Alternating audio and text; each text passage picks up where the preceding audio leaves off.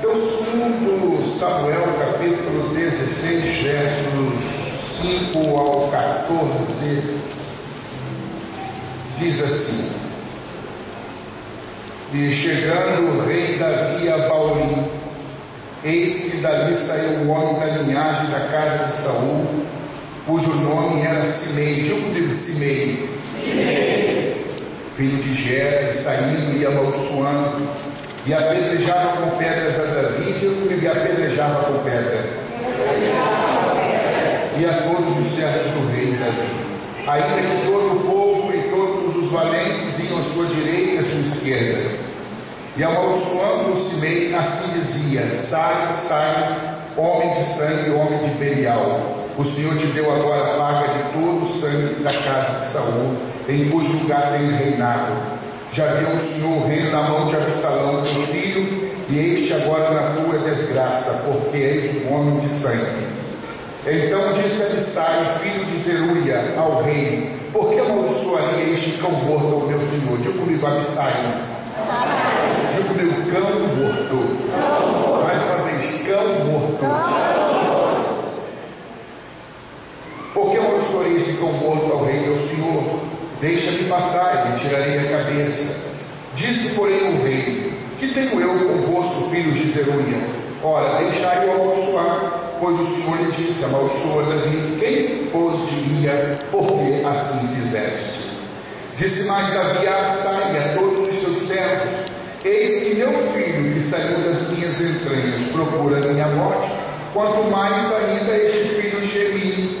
Deixai-o que amaldiçoe, porque o Senhor o disse. Porventura o Senhor olhará para a minha miséria, e o Senhor me pagará com bem a sua maldição deste dia. Prosseguiram, pois, o seu caminho, Davi e os seus homens, e também Simei ia ao longo do monte, defronte dele, caminhando e amaldiçoando, e atirava pedras contra ele, e levantava poeira. E o rei e todo o povo que ia com ele chegaram cansados e refrescaram-se ali. Não fechem a Bíblia, por favor, mantenham-na aberta. Podem tomar os vossos assentos, se acomodem da melhor maneira possível, porque Deus tem abençoado muito essa igreja, um ambiente confortável, as cadeiras, os bancos. Que bom. Meus queridos irmãos, sempre eu subordino a minha fala, os meus ensinamentos, pregações, a um tema, que normalmente é uma frase tema. E é praxe eu recomendar que o povo de Deus, sempre que comparecer a uma reunião como essa, a um culto, traga consigo um bloco de anotações, um caderno de apontamento, na falta deste, uma folha em branco, uma caneta, para fazerem a transcrição de algum princípio, de algum tema interessante, de alguma frase máxima, provérbios, que tragam edificação, orientação espiritual para as nossas vidas. E hoje, se você quiser anotar, o tema de hoje é: preferível ceder o caminho a um cão a ser mordido por ele. Eu vou repetir devagarinho, tá bem? É preferível ceder caminho a um cão a ser mordido por ele. É preferível ceder caminho a um cão a ser mordido por ele. Gostaria que vocês citassem comigo essa frase. Vamos lá? É preferível ceder caminho ao cão a ser mordido por ele. Existem cães dóceis, meigos, que gostam de receber carinho e de dar carinho. Existem cães domesticados, domados, mas existem cães irritadiços, mal-humorados, cães nervosos e até alguns raivosos. Existem cães que mordem até mesmo o próprio dono, mordem a mão daquele que cuida dele. Existem cães que têm atitudes temerárias, você nunca sabe o que está se passando naquele cérebro animal. E existem cães que são uma verdadeira ameaça. E se você tem várias opções em termos de caminho, se há um cão no seu caminho predileto, e você sabe que ele tem atitudes temerárias, é melhor você ceder caminho àquele cão, deixar ele passar na santa e gloriosa paz, ou você optar por uma outra direção e deixá-lo onde ele está. Essa frase que eu disse, em forma de tema, é preferível ceder o caminho a um cão do que ser mordido por ele, não é de minha autoria. O seu autor foi um grande homem, Abraham Lincoln, um dos presidentes dos Estados Unidos.